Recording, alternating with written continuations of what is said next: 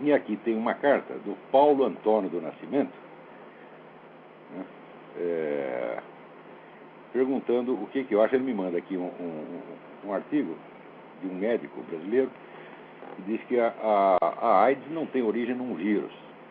É um problema complexo causado por uma simultaneidade de fatores e que esse negócio de vírus é tudo uma empulhação. Ele me pergunta o que eu acho. Eu falo, eu não acho nada, eu não entendo o suficiente do assunto para poder ter uma opinião, mas eu acho que é bem possível.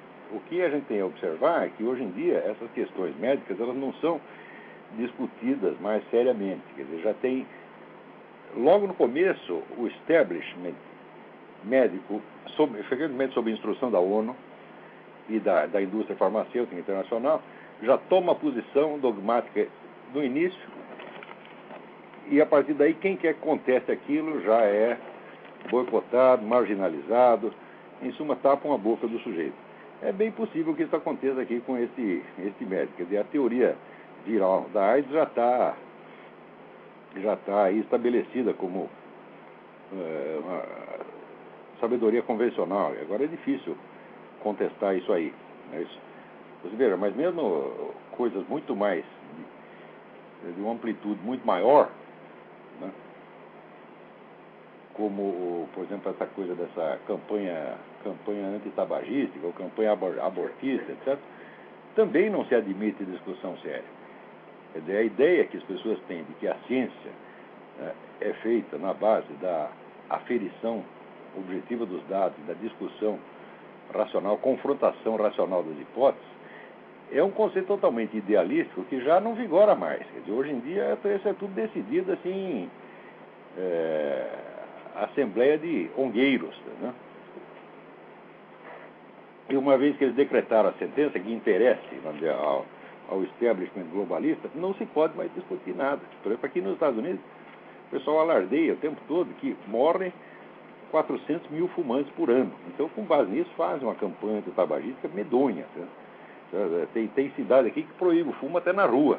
Aqui na Virgínia isso não acontece, graças a Deus, por ser a terra do tabaco, então realmente se pode fumar em todo quanto é lugar. Mas tem, em Washington, por exemplo, na capital, você não pode fumar mais em restaurante nenhum. E aí, no Brasil, esse palhaço desse ministro Temporão, tá certo? Vem tentando implantar a mesma coisa, quer dizer, quer extinguir os fumódromos, né? E o pior é que com isso ele engana um bocado de gente, sobretudo o pessoal evangélico, né? O pessoal evangélico que acha que fumar é pecado, que é loucura, né? Você não vai mostrar um versículo da Bíblia que diz que fumar é pecado, né? Mas eles acham que é. Então com isso ele ganha, esse ganha a adesão, né, de gente bem intencionada, gente boa das igrejas evangélicas, faz todos de trouxa. Agora o pessoal divulga essa coisa dos 400 mil fumantes que moram, e de fato moram 400 mil fumantes por ano. Só tem um detalhe, que não é publicado junto com essa estatística. Os fumantes moram na mesma idade dos outros. Quer dizer, a média de idade com que mora o fumante é a mesma dos outros. Então o fato de que mora 400 mil por ano não quer dizer absolutamente nada. Mas acontece o seguinte, a primeira dessas informações, a dos 400 mil, é alardeada para tudo quanto é lado. A segunda, relativa à idade, é assim, publicada apenas em revistas técnicas. Então, essa coisa que se chama Organização Mundial da Saúde, que, a meu ver, é apenas uma organização criminosa, quer dizer, a serviço em parte da indústria farmacêutica, em parte desse esquema de poder globalista, socialista, que hoje pretende se assenhorear do poder mundial, ela mente assim com um descaramento incrível. Quer dizer, então é possível que nesse negócio da AIDS tenha acontecido a mesma coisa, Paulo, mas eu não posso garantir nada com relação a esse ponto. A minha sugestão é continue estudando, continue observando, um dia você vai chegar à conclusão. É muito importante o seguinte, as pessoas frequentemente pedem a minha opinião sobre muitas coisas, das quais eu não tenho opinião nenhuma. Tá certo? Aliás, eu sou contra ter opiniões, a gente deve reduzir as nossas opiniões ao número mínimo necessário. Nós devemos buscar conhecimento e buscar sempre a certeza. Nós temos que ter opiniões onde a certeza é impossível, ou porque nós não temos os dados suficientes, ou porque a coisa não foi estudada ainda por tempo suficiente, ou porque a coisa em si mesma é duvidosa e ambígua. Mas o ideal humano é a certeza. Agora, essa proliferação de opiniões que tem hoje, todo mundo tem opinião a respeito de tudo, isso aí já é uma doença, né? Agora, aqui, saiu na Nota Latina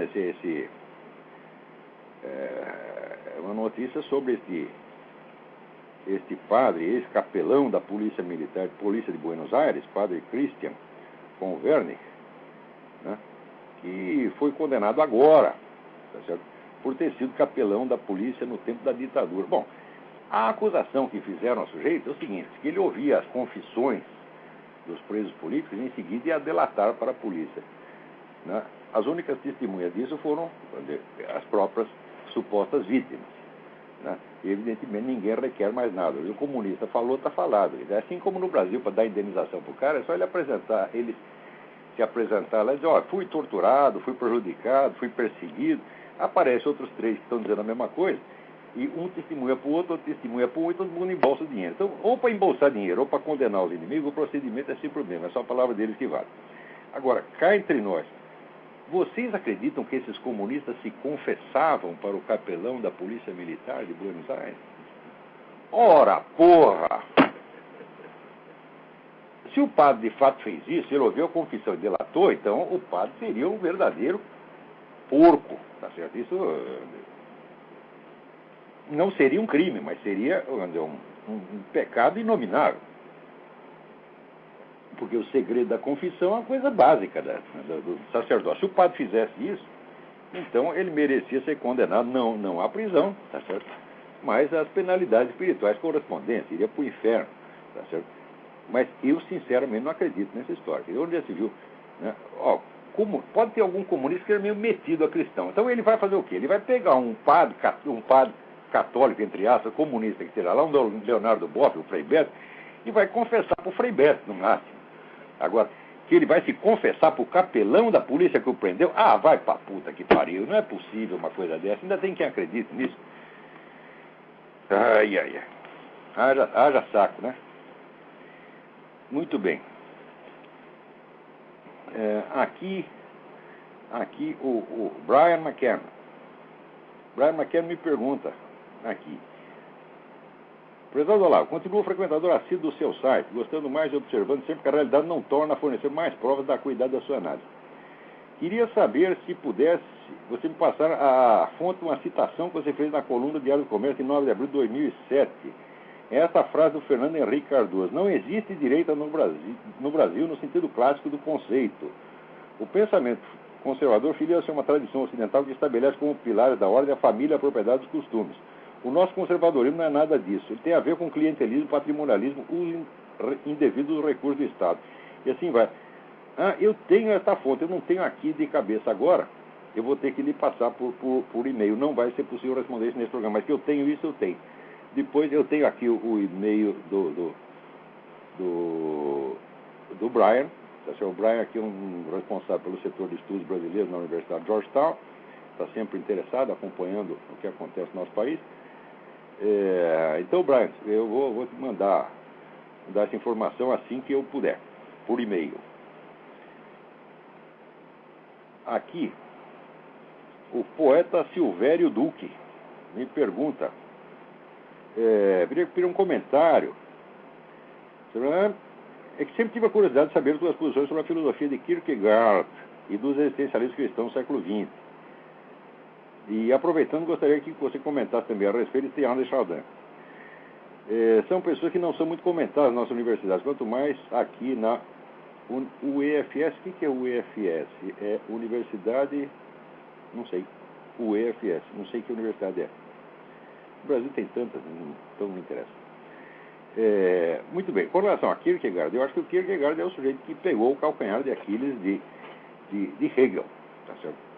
É um camarada que tinha uma visão muito vívida da realidade concreta, tá certo? Coisa que Hegel não tinha. Hegel via no mundo da lua, tá certo? Só acreditava nos sonhos e visões dele mesmo. O Hegel é um caso extremo de paralaxe cognitiva, quer dizer, o sujeito que está vivendo uma coisa e falando de outra completamente diferente. E o Kierkegaard pegou exatamente isso. Então, Kierkegaard tem que ser lido. Dizem que não se pronuncia Kierkegaard, alguns falam que é Kierkegaard, mas eu não consigo, eu duvido. Eu vou pegar um dinamarquês, o dia que um dinamarquês conseguir pronunciar o meu sobrenome Carvalho direito, eu falarei Kierkegaard certinho. Muito bem. Então, eu acho que com relação ao Kierkegaard é isso. Merece leitura muito atenta. O Kierkegaard é muito sério, tá certo? Sobretudo pela sua sinceridade. Quer dizer, ele é um sujeito que filosofa como um ser humano real. Porque não, Hegel não. Hegel se transpõe a uma posição, vamos dizer, de um ego ideal, um ego universal, e filosofa como se ele fosse a mente de Deus, o que já é loucura, evidentemente. O Kierkegaard que diz, olha, você pode ser lá a voz do espírito objetivo, mas eu sou apenas o Søren Kierkegaard, eu vou falar por mim mesmo. Então só por isso já merece o nosso respeito. E a inspiração profunda do existencialismo é essa. Quer dizer, que depois a coisa tenha virado muito loucura, sobretudo graças a Jean-Paul Sartre e outros, não, tudo bem, né? Ninguém é perfeito. Mas a ideia inicial, que é de você voltar assim, ao homem de carne e osso, quer dizer, você abandonar aquele eu filosófico, eu transcendental, tá certo? E falar com a sua própria voz, eu acho que a ideia é muito certa. E produziu coisas muito boas. Eu sou um grande admirador de Karl Jaspers e do próprio Kierkegaard, do qual não sou um conhecedor profundo, preste atenção. Ele li pouca coisa, mas é suficiente para saber que o homem é sério.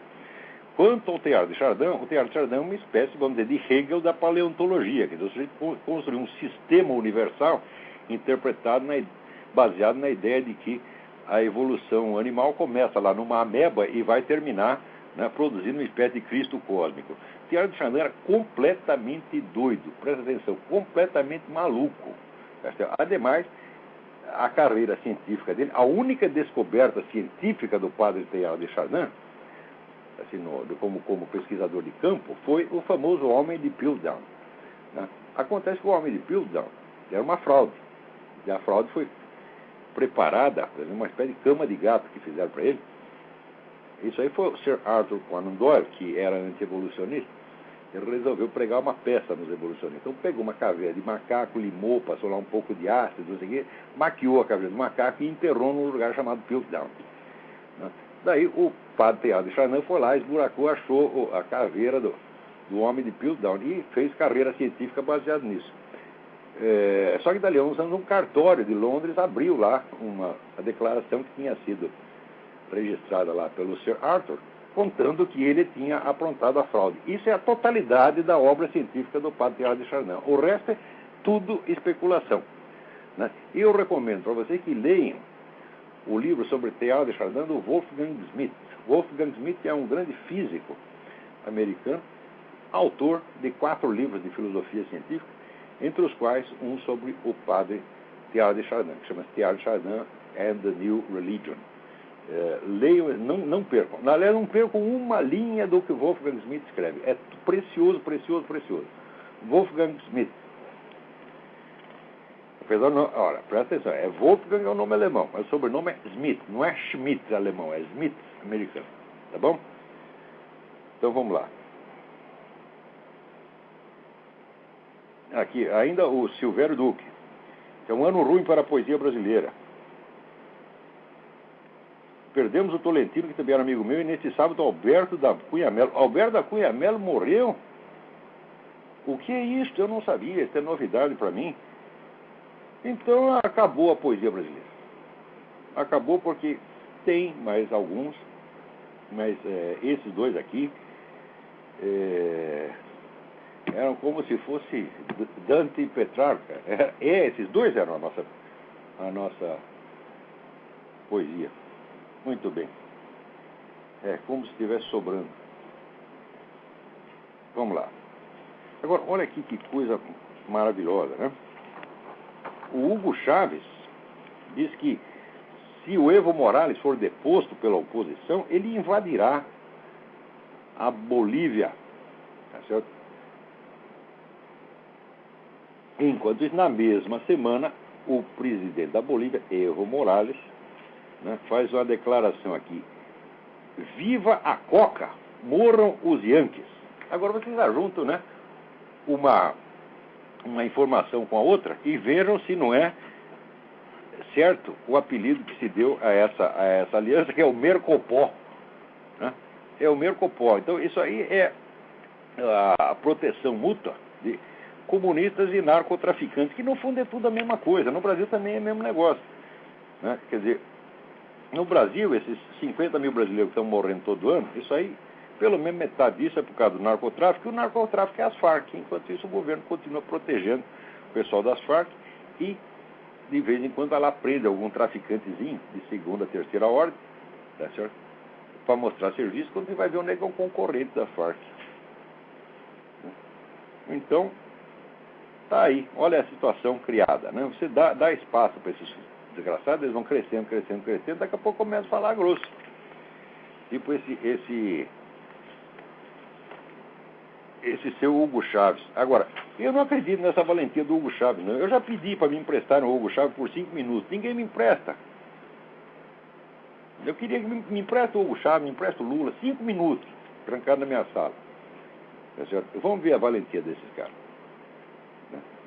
Essa gente não vale o que come. Esse Evo Morales então deve estar cheio de coca, assim, até a medula. Né? Você olha a cara do sujeito, né? Ele parece o falecido Zacarias, né? do Trapalhões. Eu olhei e falei, mas eu fui eleger o Zacarias presidente? Né? Mas o Zacarias pelo menos era engraçado, tinha, né, a dignidade do humor, eu gostava muito do conjunto, né? Mas o Evo Morales é uma espécie de Zacarias involuntário. Agora, tem gente que gosta disso. Eu acho que o amor que tem por essas pessoas é uma espécie de masoquismo, de autodepreciação. Eles pegam um sujeito bem feio, com uma cara bem lombrosiana mesmo, né? E se apegam àquilo, né? É o amor à feiura, feiura física, feiura moral, feiura intelectual. É isso que eles estão promovendo na América Latina inteira. Meu Deus do céu, onde é que vai parar esse negócio? Muito bem. Vamos ver aqui. Aqui o Henrique Garcia agradece por ter comentado a mensagem dele sobre o Jackson de Figueiredo. E ele dá aqui outro parágrafo do Jackson, que diz assim: esta hora é de esperança, porque, por mais negra que aparentemente se nos mostra, a verdade é que o Brasil já formou uma elite de caracteres capaz de galvanizar a nação no ideal antirrevolucionário.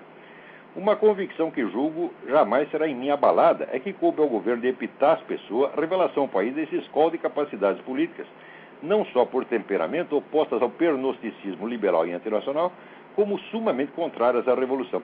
Olha, isso era verdade na época, mas você vê, a história da elite intelectual no Brasil é a história de uma queda contínua. Você não pode esquecer o seguinte: a literatura brasileira começou com Machado de Assis. Quando apareceu um melhor? Não, só foi aparecer pior. Eu caindo. Vai de Machado de Assis a Paulo Coelho, para não falar Luiz Fernando Veríssimo ou Gilberto Gil. Tá certo? Agora, de fato havia, por exemplo, entre o Império e o começo da República, havia uma elite intelectual formidável. Você tinha o próprio Machado de Assis, você tinha o Oliveira Lima, você tinha o Oliveira Viana, você tinha o Joaquim Nabuco. É um pessoal de Euclides da Cunha. Nunca mais teve isso no Brasil. Depois, na década de 30, deu uma outra subidinha arrefecimento, graças a quê? À influência americana. Por quê? Porque o Gilberto Freire, que foi o pai dessa coisa, ele veio estudar aqui. Depois, quando voltou, injetou lá no Brasil o que ele havia aprendido aqui e criou lá uma geração de intelectuais e escritores bastante notável, que criou o tal do modernismo nordestino, que era 1000 vezes mais sério do que o nordestino no modernismo paulista. O modernismo paulista era apenas uma sistematização da frescura. Frescura, viadagem. Aquele modernismo era tudo viadagem, né? E nada mais que isso. Agora, o modernismo nordestino era uma coisa muito séria. As obras do modernismo paulista são ilegíveis hoje em dia, ilegíveis, mas as do modernismo nordestino, sobretudo as do Graciliano Ramos, Zé Lins do Rego, ainda se leem, né? Eu leio o Zé Lins do Rego com um encanto renovado e sempre descubro novas profundidades. Se vocês não leram, tem até o último livro dele, que se chama Cangaceiros, né? É uma obra muito pouco lida, prestam muito pouca atenção, o pessoal presta mais atenção no tal do ciclo da cana-de-açúcar, mas o Cangaceiro é uma obra-prima, como uma especulação sobre as origens da civilização, uma coisa de uma profundidade extraordinária. Eu nem sei se o Zé Lins do Rego entendeu o que ele fez ali, mas é um negócio fabuloso. Então aqui comenta o Henrique: parece que Jackson externou meramente um wishful thinking, visto que tal escola de capacidade que ele fala não só não teve força para promover um movimento conservador firme, duradouro, atuante, como não alcançou o banir definitivo ideal revolucionário, haja vista a situação presente. Bom, aconteceu que esta elite que ele fala, essa aí acabou a partir da Revolução de 30. Tá certo? E embora a década de 30 tenha nos trazido muita coisa boa, tá certo? A influência predominante a partir daí foi do pessoal esquerdista mesmo. Quer dizer, nós não podemos esquecer que o Partido Comunista foi uma das forças criadoras da cultura brasileira a partir dos anos 30. Tá certo?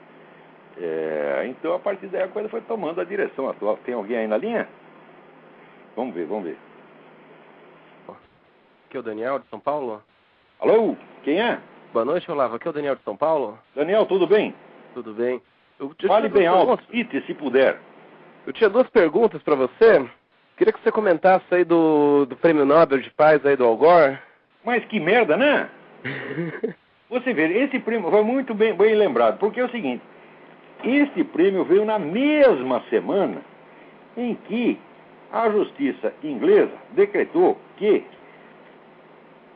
decidiu que o livro do Al Gore só pode ser usado nas escolas secundárias inglesas se vier acompanhado de advertências quanto aos inumeráveis erros, as informações erradas que tem lá dentro.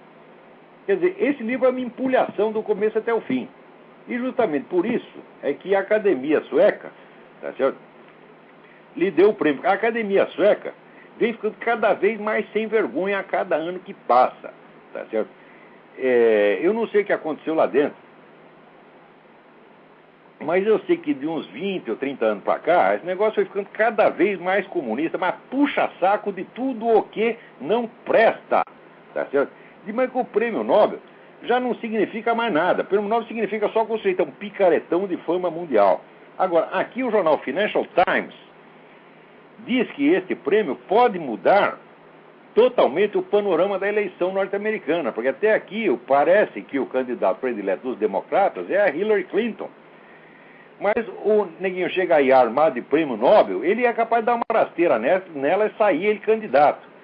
Eu espero até que isso aconteça, porque esse cara não se elege. Esse cara, na eleição, ele é um azarão. Tá certo? Agora, a Hillary, ninguém sabe o que vai dar. A Hillary, embora exista uma grande rejeição contra ela, existe uma pilha de processos do tamanho dessa mesa. Tá entendendo? Essa mulher é um verdadeiro Renan Calheiro de saia. Tá entendendo? Apesar disso, ainda tem muita gente aqui que gosta dela, porque ela tem um aparato pessoal de propaganda que não é brincadeira. Além da propaganda, não se esqueça, teve aquele negócio que o velho Reagan privatizou uma parte do serviço da CIA, tá certo? E a família Clinton comprou tudo. Então o Clinton tem o seu serviço secreto particular. Esse pessoal é muito perigoso.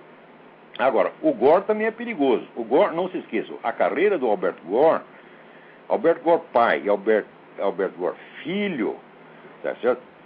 Foi feita com dinheiro soviético.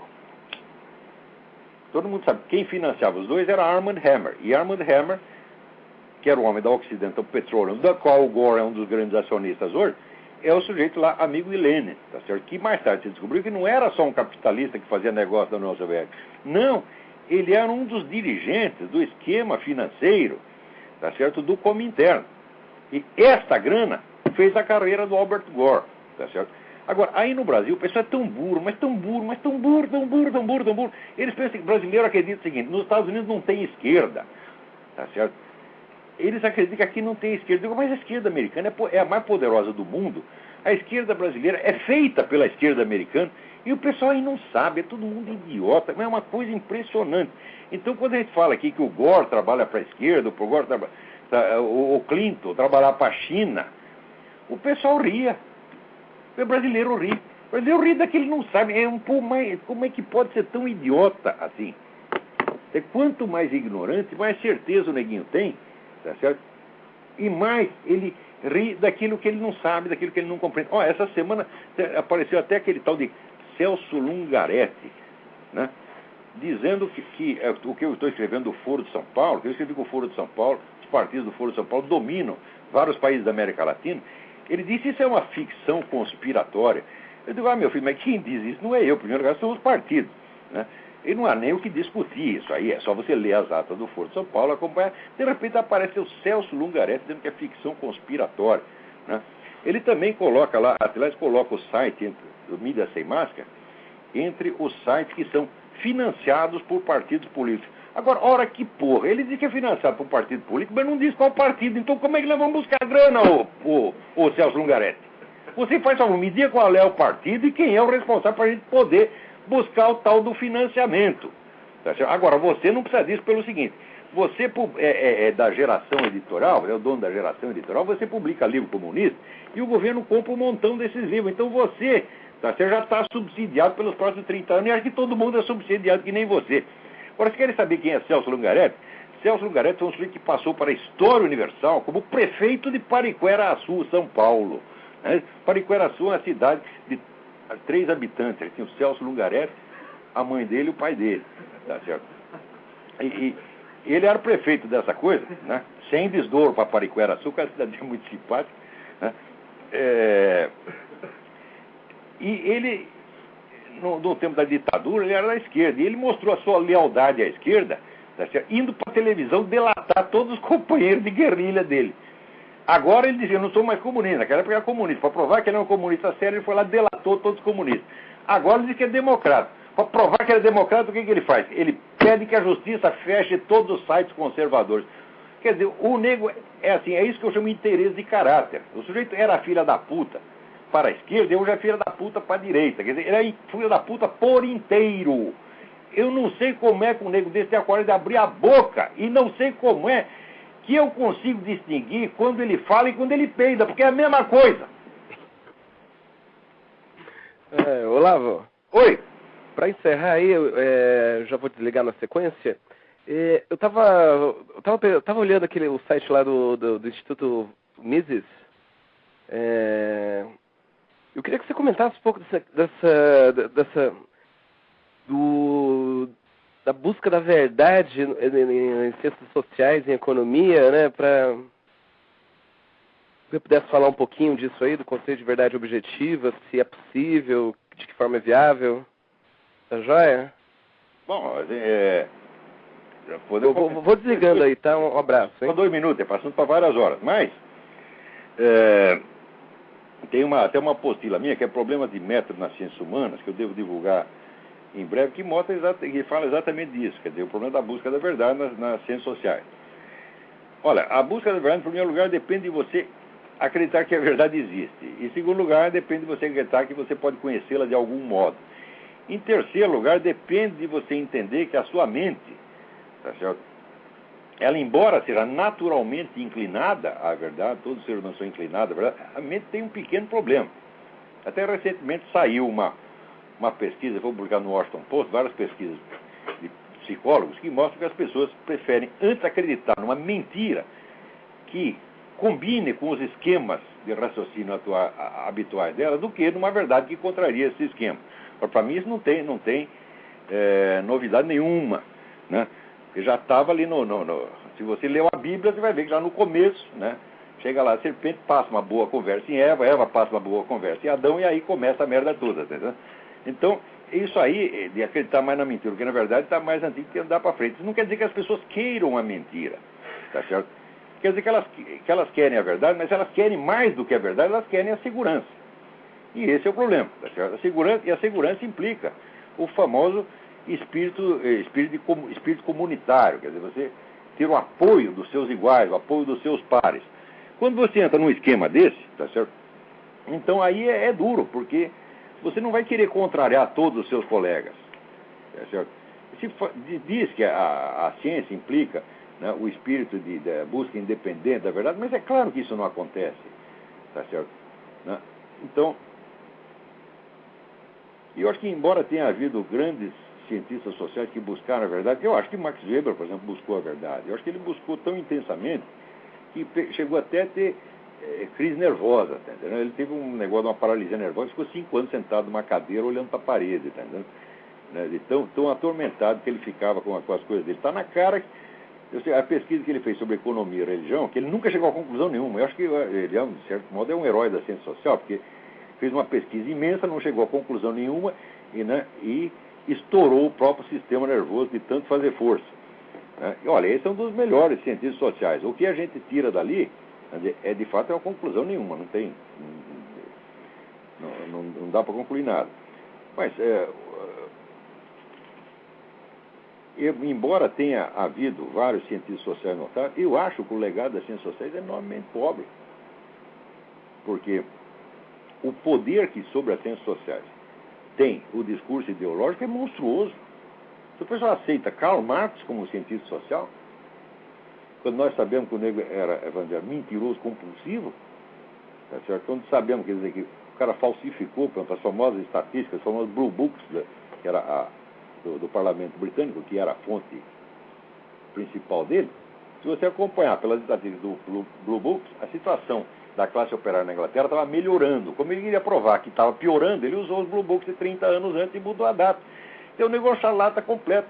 E até hoje tem quem leve esse filho da puta a sério. Como é que pode uma coisa dessa? Né? Então eu acho que, em geral, por exemplo, no Brasil, as ciências sociais são praticamente só empulhação. Quem sabe alguma coisa dela, e olha, eu incluo entre os caras que sabem, incluo o próprio Fernando Henrique Cardoso, ele sabe mais ou menos como a sociedade funciona. Mas saber a verdade é uma coisa, dizê-la é outra, tá certo? Então é isso, eu não tenho muita esperança com relação à ciência social no Brasil, não. Mas, Olavo, eu tava mais preocupado com a questão do fato de você ter, em ciências sociais, o problema de ação individual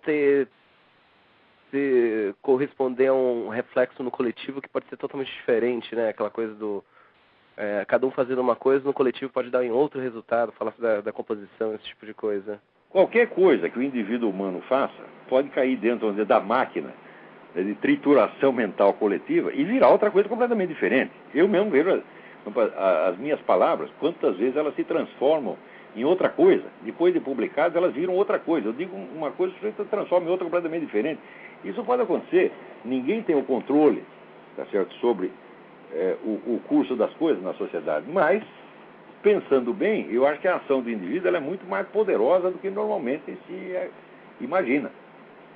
Tá certo? Você estudar a vida do Napoleão Bonaparte, se querer explicar o Napoleão Bonaparte pelo ambiente histórico-social, quando ele mesmo criou esse ambiente histórico-social, grande parte, então como é que você vai explicar Moisés pelo ambiente histórico-social?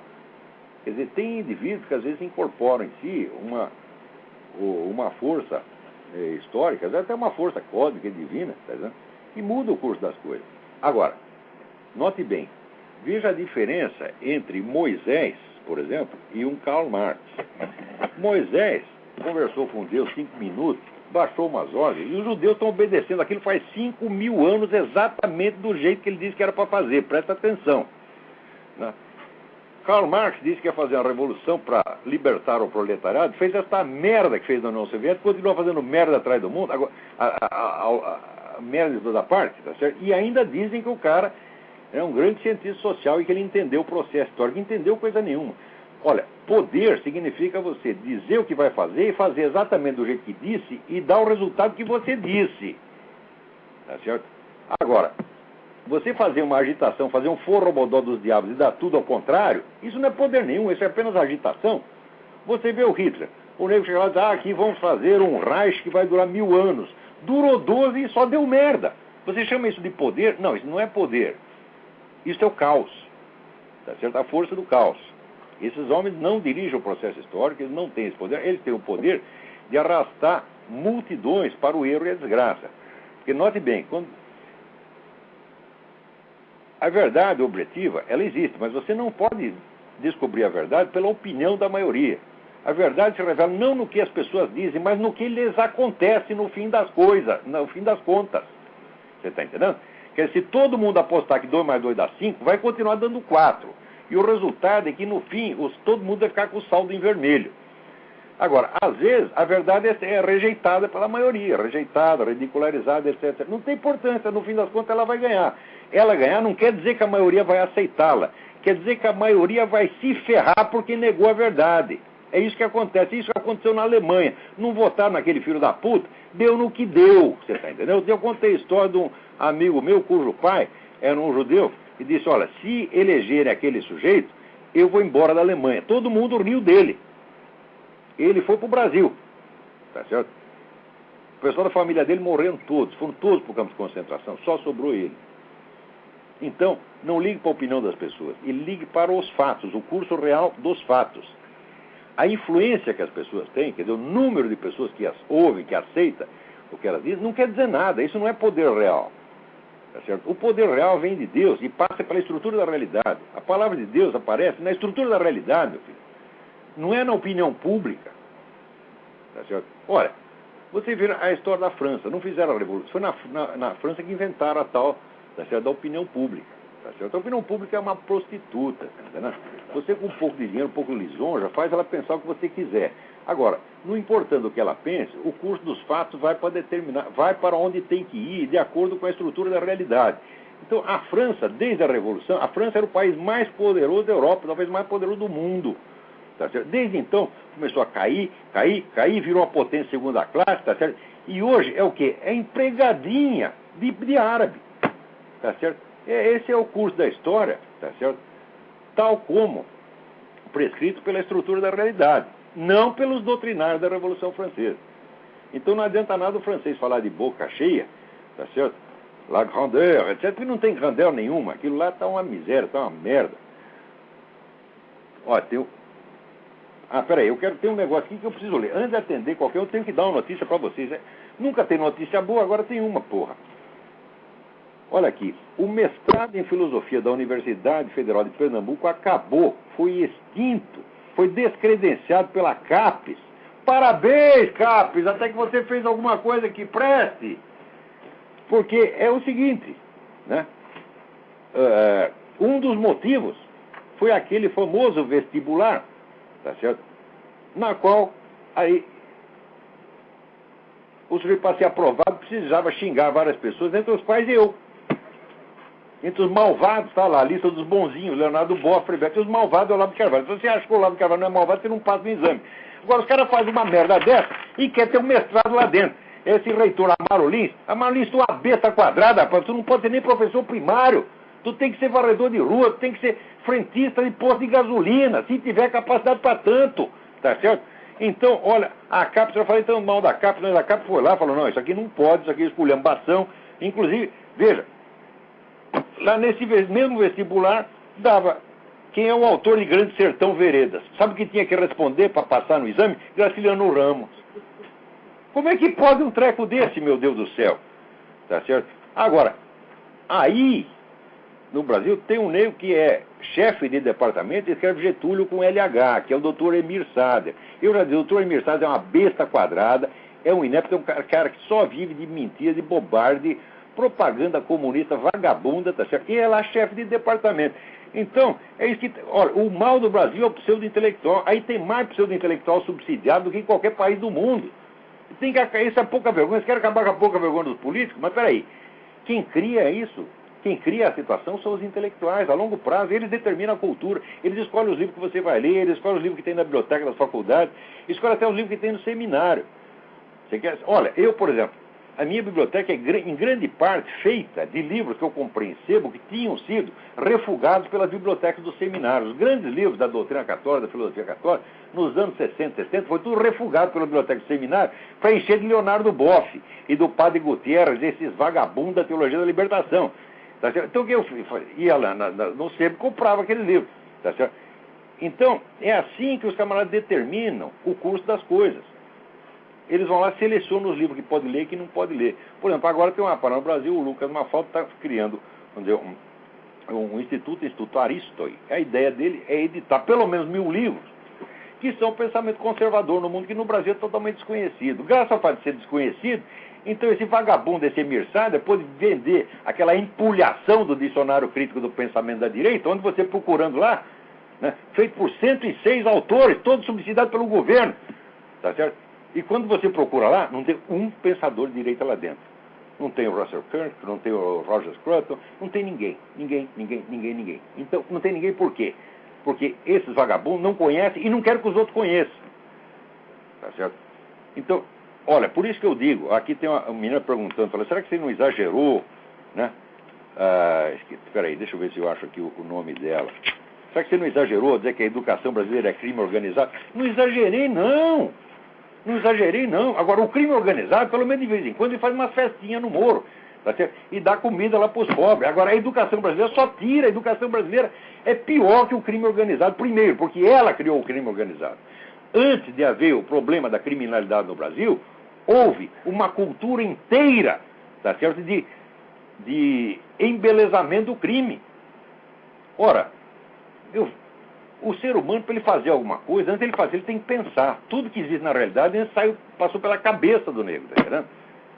Então, se você determina as ideias das pessoas, você determina o que elas vão fazer mais cedo ou mais tarde. Então, a criminalidade brasileira, esses 50 mil homicídios que tem por ano, começou na cultura brasileira. Eu publiquei isso há 15 anos atrás no Jornal do Brasil, num artigo que se chama Bandidos e Letrados.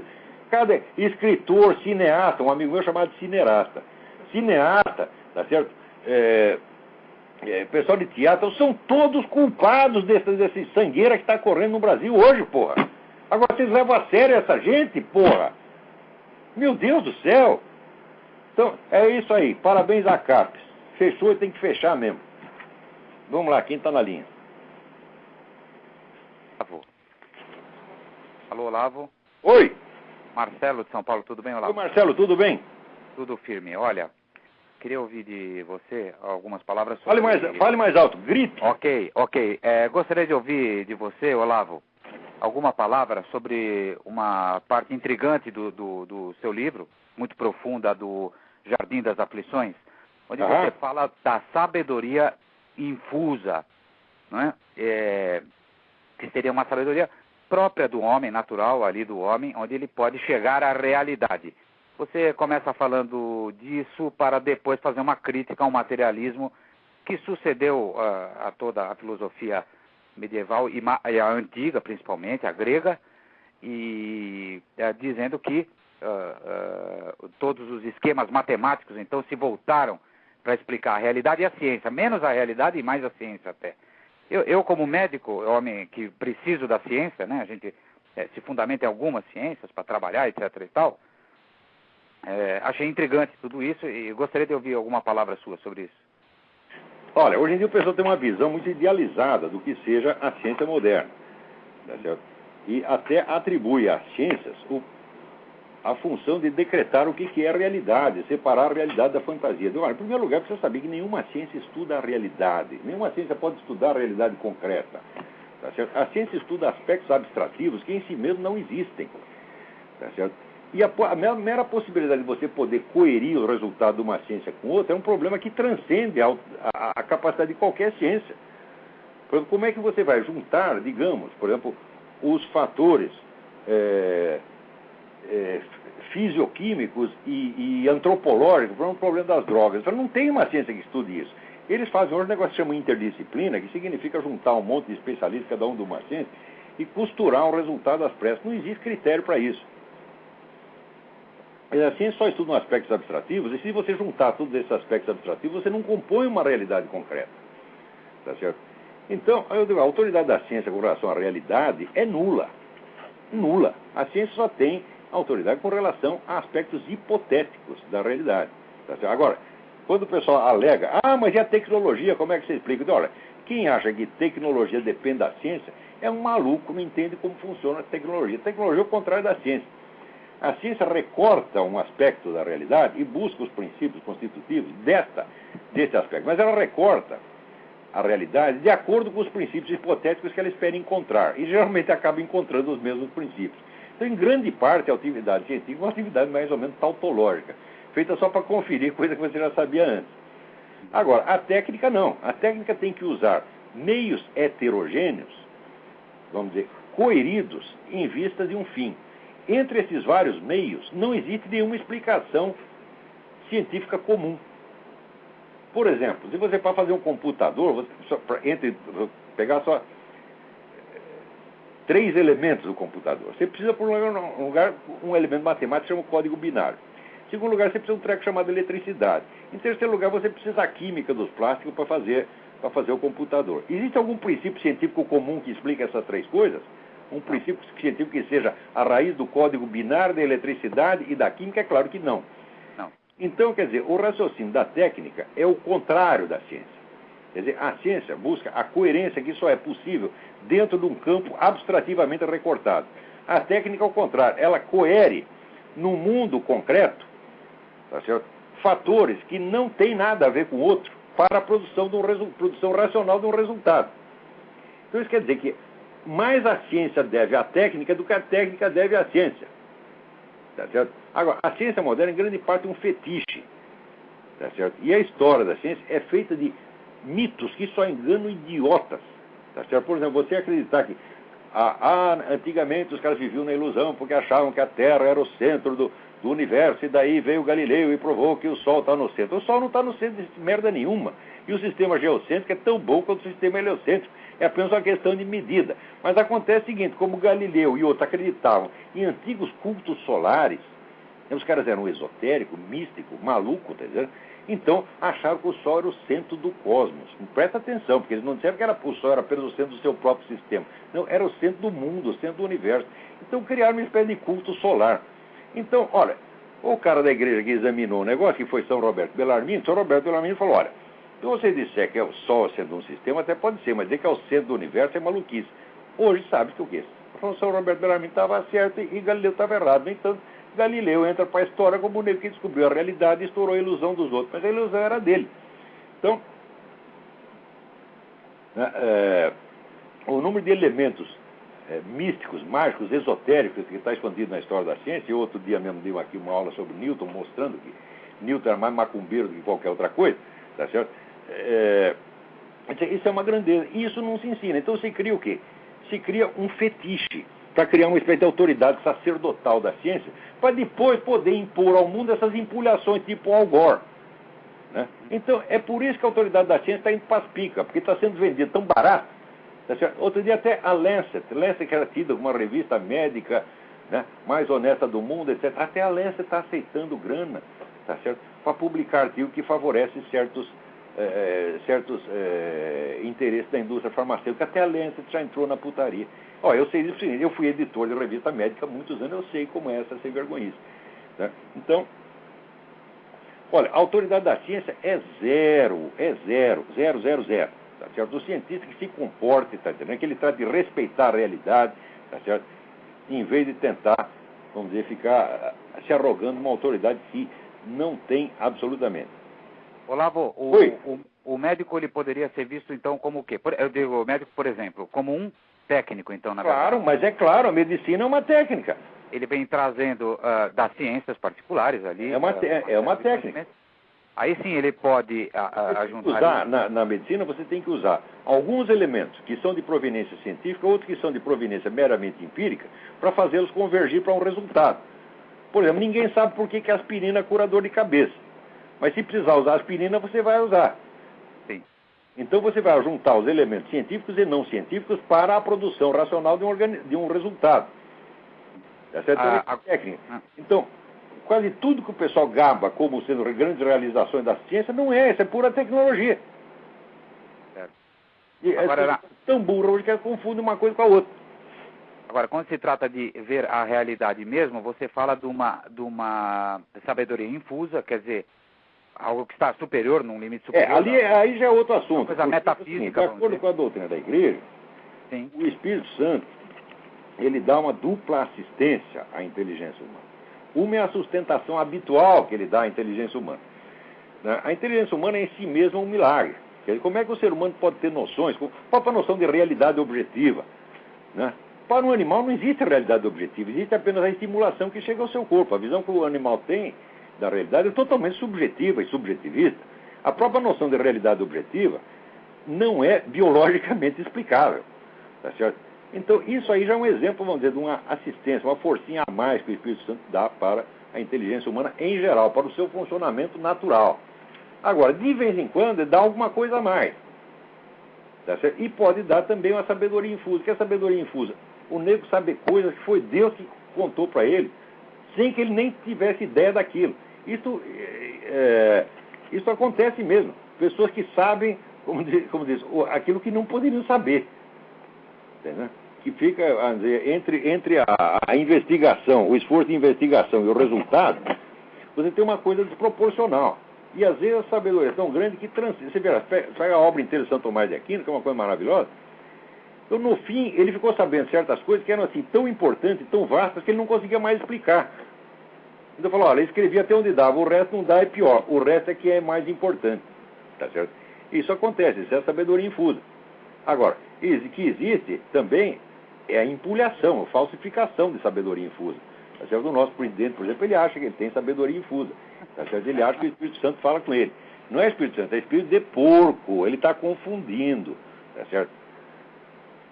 Muito bem, olha, meus parabéns pelo programa e muito obrigado, até a próxima. Obrigado eu.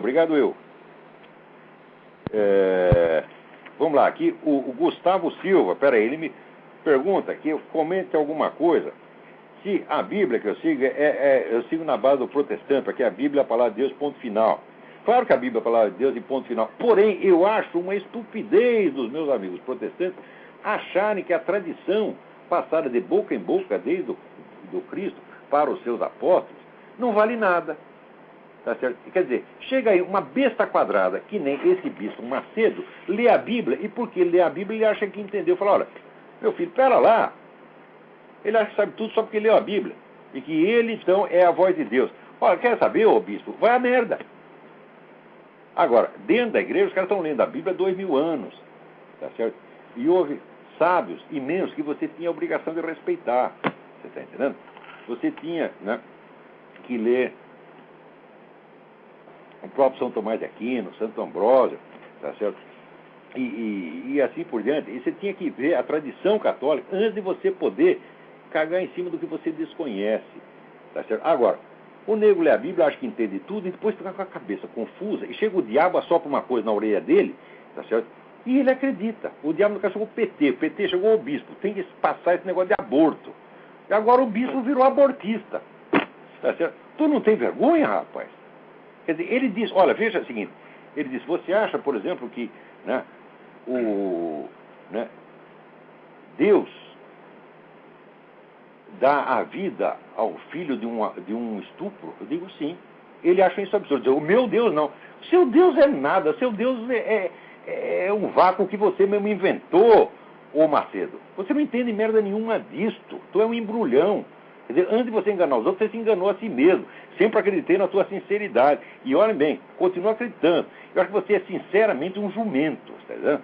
E coincidiu que a sua jumentice lhe deu dinheiro. Já acontece isso. Porque às vezes a inteligência pode deixar você pobre e a burrice pode enriquecer. Você enriqueceu com a sua própria burrice evangélica, a burrice bíblica. Que você lê a Bíblia, entende tudo ao contrário, sai falando besteira, tá certo?